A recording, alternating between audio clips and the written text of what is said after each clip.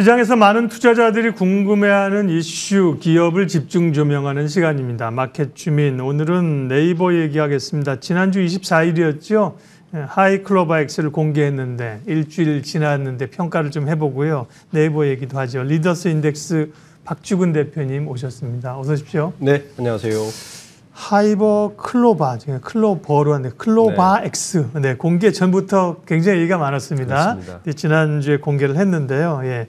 하이버 클로바엑스는 일단 무엇입니까? 하이퍼 클로바엑스. 하이버가 아니라 하이퍼. 네, 네. 사람들이 이제 뭐 AI가 워낙 유행을 하다 보니까 네. 챗GPT 3.5, 뭐 챗GPT는 워낙 잘 알고. 네. 실제 이제 클로바엑스를 먼저 발표를 했어요. 네. 언제 발표했냐면 2년 전입니다. 2021년 5월에 발표했습니다.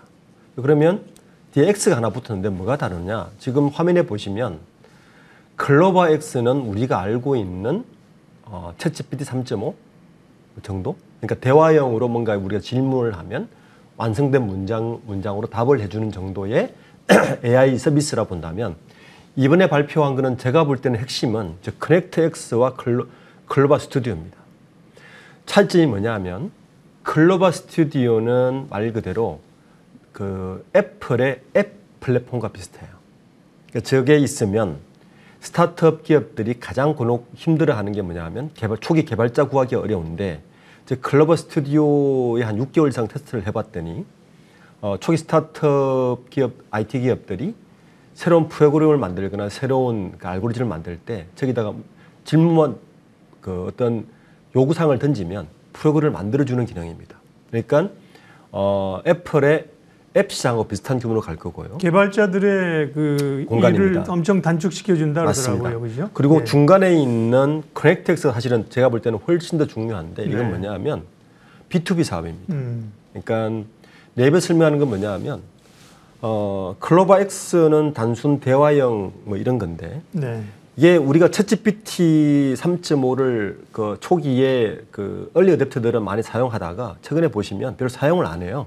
그 이유가 있죠. 이유가 뭐냐면 전문성이 굉장히 떨어집니다. 물론 대화 답안의 부정확도도 있지만 전문성이 더 떨어지는 이유가 이 AI를 설계하는 딥러닝 방식 자체가 기존에 있는 굉장히 많은 양의 빅데이터를 가지고 딥러닝을 통해서 학습하면서 완성형 문장으로 답을 하게끔 하는 구조를 가지고 있는데 그러다 보니까 주어지는 공급하는 정보의 양이 한계가 있는 거죠.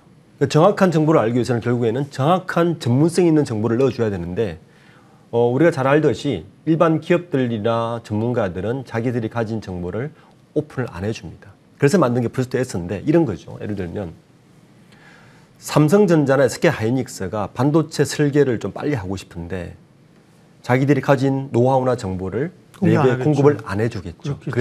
그래서 만든 게 프로젝트 S인데 이런 겁니다. 우리가 만드는 이 플랫폼 자체를 너희들이 빌려줄 테니 너희들이 가진 정보나 너희들이 가진 고급 정보는 우리가 손도 대지 않고 침범을 하지 않을 테니 우리의 플랫폼을 이용해서 AI를 통해서 생산성을 높이세요라는 게 프로젝트 S입니다. B2B 사업이죠. 그러니까 이 서비스는 기존의 구글이나 그쪽에서 전혀 하지 않았던 사실 처음 선보인 서비스라서 이제 이런 것 같아요. 투자자들은 네이버가 그렇게 기대했던 AI 시스템이라는 걸 공개했는데 알고 봤더니 챗GPT 3.5 정도하고 비교하는 거예요. 사실은 전혀 다른 생태계를 가지고 있거든요. 그러니까 네이버에서 이야기하는 것은 새로운 생태계를 구축할 것이다라는 게 이번에 클로바엑스의 본질적인 방점입니다. 네. 그러면 네이버가 이렇게 적극적으로 펼치고 있는 AI 사업의 전략, 주로 전략은 이제 B2B가 중심인 거죠. 그 다음에 또 전망까지 알려주시죠. 최수연 네이버 대표가 투자자들에게 편지를 보낸 게 한 2주 전에 보낸 게 있는데 거기 네. 보면 스스로 이렇게 이제 네이버의 역사를 분류합니다. 네이버 4.0이라고 지금 이야기를 하는데 네이버 1.0은 뭐냐? 99년에 시작한 네이버의 처음에 한 10년간은 검색 시장만 했습니다. 언제까지? 2007년까지입니다. 이게 네이버 1.0이고요. 네. 검색으로 플랫폼을 기반을 구축을 했고 2007년에 잘 아시듯이 아이폰 나오면서 모바일 환경으로 바뀌면서 2007년부터 2014년까지는 모바일 환경에서 네이버 2.0이 돌아갔다고 이야기를 합니다. 그리고 네이버 3.0은 뭐냐면 지금의 네이버의 매출액의 대부분을 차지하는 이커머스 시장, 소셜 서비스 시장이 네이버 3.0입니다. 2014년부터 2023년 9년간입니다.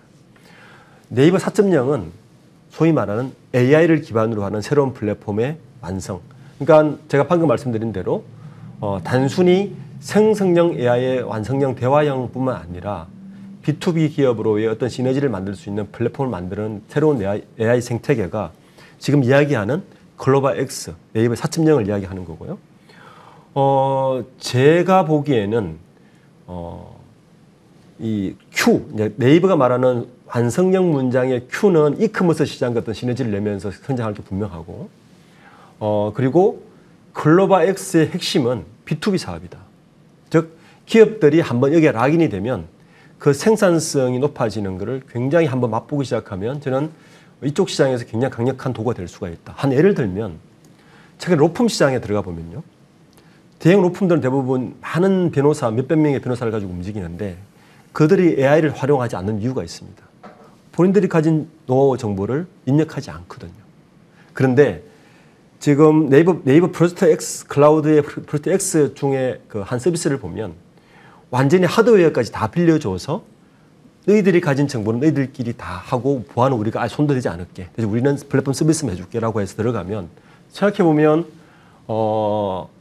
그쪽에서 이 플랫폼을 사용해서 생산성이 극도화되는 걸 맛봤을 때 굉장히 시장은 달라질 것이다. 그 역할은 바이오 기업이나 뭐 로펌이나 모든 영역에서 아마 퍼지기 시작하면 이 네이버의 프로텍스 사업은 꽤 괜찮은 또 시너지를 낼 수 있지 않을까를 좀 기대하고 있습니다. 네. 그러면 이제 또 고민은 뭐냐면 네이버나 카카오나 지금 우리가 사실은 좀 아쉬워하는 게 국내 모델에 이제 한정돼 있다는 거 아닙니까? 늘 네이버가 지금 역점으로 하는 AI도 결국 이제 MS의 오픈 AI가 쏘아올린 공에다가 뭐 구글이나 뭐 메타 뭐 다 하는 거잖아요. 네. 그러면 네이버는 결국은 국내 시장을 찾아가겠다는 건가요? 글로벌 기업들하고 경쟁할 수 있는 그런 캐파나 또 수준은 또 아닌 거죠? 그러니까 기반을 이렇게 봐야 돼요. AI 생성형 AI는 그 기반이 뭐냐면 LLM이라는 그 플랫폼을 기반으로 하는데 잘 보시면 이 LLM을 구축하고 있는 국가가 전 세계에 딱 3개 언어밖에 없습니다. 예. 일단 미국이고요. 영어를 기반으로 하고. 그리고 중국이 또 다른 독립을 하고 있습니다. 이스라엘을 하고 있다는데 사실은 이스라엘은 이스라엘어로 하고 있는 것이 아니라 영어로 하고 있기 때문에 그 영어로 봐야 돼서 나머지 한 개가 우리나라밖에 없습니다. 전 세계에 사용하는 언어가 보시면 영어, 스페인어가 제일 많고요.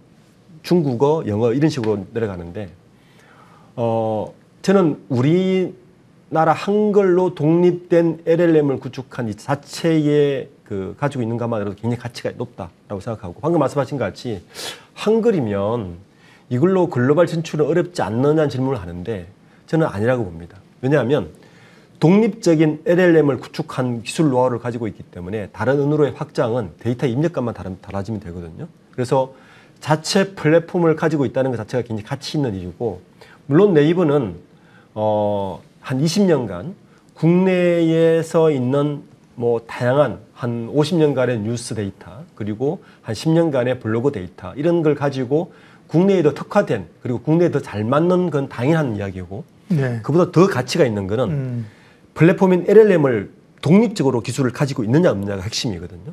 그걸 가지고 있다는 것 자체가 굉장히 기업의 가치에 있어서는 높게 평가해야 되는 걸로 저는 보고 있습니다. 네. 스타디를 좀 많이 해야겠습니다. 들어도 뭐 사실은 알 듯 모를 듯 AI에 대한 공부를 좀 더 해야 될 것 같고요.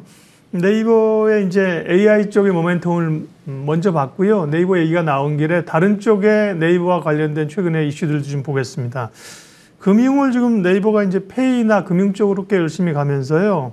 네이버 페이를 종합 브랜드로 금융 브랜드로 더 키우겠다. 예, 이거는 어떤 내용들이 담겨 있나요? 우선 이 AI를 도입하면서 제일 먼저 시너지를 낼 수 있는 게 아마 지금 페이 쪽을 연결시킨 것 같아요. 그다음에 이제 커머스로 갈 것 같은데. 네. 네이버 페이가 최근에 실적이 괜찮거든요. 왜냐하면 불경기에서 오히려 덕을 본 기업이 네이버 페이입니다. 그러니까 이런 거죠. 기존에는 저신용자들이 실적이 없어서 어떤 뭐 대출이나 하기 어려웠는데 네이버 페이는 빅데이터를 활용해서 그분들에게까지 금융 서비스를 해주는 시스템을 구축했기 때문에 불경기에서 오히려 네이버페이가 좀 재미를 보고 있거든요. 여기에다가 네이버페이가 뭘 꿈꾸고 있냐면은 금융 플랫폼, 종합금융 플랫폼으로 가겠다는 이야기인데 이건 뭐냐 하면 단23이라는 서비스를 공개를 했는데 이게 생성형 AI를 결합한 거예요. 어떻게 결합했느냐 하면 예를 들어서 이런 겁니다. 어떤 네이버 지금 부동산 같은 거 우리 알아볼 때 네이버 지도를 통해서 부동산 많이 알아보지 않습니까? 예. 지금은 네이버 지도를 통해서 부동산 알아보는 것과 그 부동산을 내가 인수를 하거나 그 전세를 들어가거나 월세를 들어갈 때 대출 시장과 다 분리되어 있거든요. 다 분리되어 있는데 매물 정보부터 주택담보대출 비교까지 이걸 통합한다는 이야기입니다. 이게 금융종합 플랫폼인 거죠. 그러니까 일반적으로 지금은 어떤 자동차 구매도 마찬가지로 되겠죠. 자동차 구매와 금융 플랫폼은 지금 자동차 기업이 총괄하고 있지만 그런 사고 파는 모든 것들과 금융 서비스를 결합하는 AI 시장으로 합친다는 플랫폼을 가지고 있는 거죠. 이게 네이버페이가 꿈꾸고 있는 종합금융 플랫폼 사업입니다. 그러니까 네. 이렇게 되면 지금은 그 스마트 스토어 사업자 대출을 통해서 온라인 사업자 신용대출이 그를 대한 신용평가를 통해서 지금 하고 있는 서비스도 하나의 이제 빅데이터 서비스인데 이걸 조금 더 확장해서 부동산, 쇼핑 모든 부분까지 서칭에서 금융 결제까지를 금융을 포함해서 같이 시너지를 낼 수 있는 서비스를 해주겠다는 게 꿈꾸고 있는 거기 때문에 어쨌든 그 클로버엑스로 시작한 네이버의 AI 서비스가 아마 네이버 페이를 시작으로 다양한 분야로 아마 적용될 가능성 중에 첫 번째 시도가 아닐까 그렇게 보고 있습니다. 네. 네이버와 관련해서 최근에 또 주목되는 분야가 웹툰입니다. 글로벌 웹툰 시장에서 네이버 웹툰의 영향력이 꽤 크더군요. 그 다음에 이제 내년에 미국 상장을 추진한다고 하는데 그 일정이라든지요, 뭐 상장과 관련된 또 네이버에 미치는 영향은 어떻게 보세요? 최근에 저는 두 가지 이슈가 있었는데요. 네. 먼저 네이버가 상장 날짜를 원래 정하지 않았어요. 웹툰, 2, 3년 웹툰이요? 정도를 네. 그렇게 발표했는데 내년으로 아예 못을 박아버렸습니다. 그게 이제 중요한 이슈고 두 번째 이슈는 최근에 보면 유럽 법인 설립을 잠정 중단해버렸어요. 그렇군요. 네. 아, 예. 그 이유가 미국 상장에 포커싱을 하기 위해서입니다. 그리고 이번 2분기에 처음으로 작년에 이제 매출 1조의 영업 손실 3,700억 정도 했었거든요. 그런데 이게 좀 축소되면서 2분기에는 적자폭을 굉장히 줄였습니다. 그러니까 지금 상장을 하기 위해서 가장 큰 바틀렉이 영업이익이 나지 않는 부분인데 이 부분에 자신이 있다는 이야기입니다.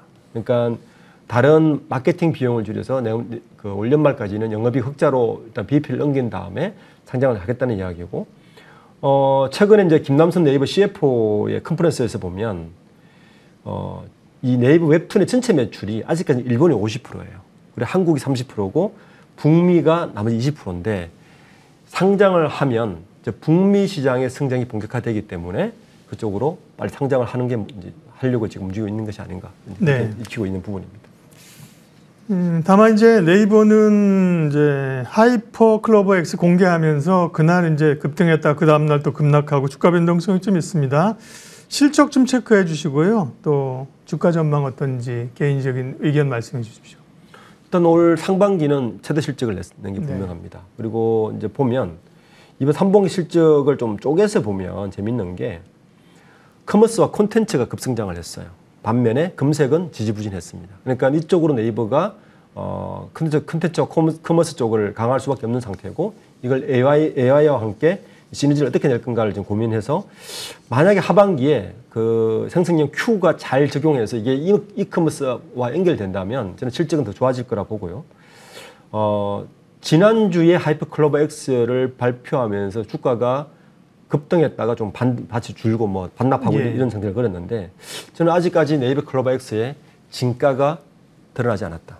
그러니까 이게 Q를 통해서 이커머스 시장과 연결되는 게 첫 번째 신호고요. 두 번째는 BTV로의 진입이 어느 정도 가시권에 들어왔다. 그러면 네이버는 굉장한 또 한 번의 같이 점프업을 할 수 있는 아마 기반을 마련할 것 같습니다.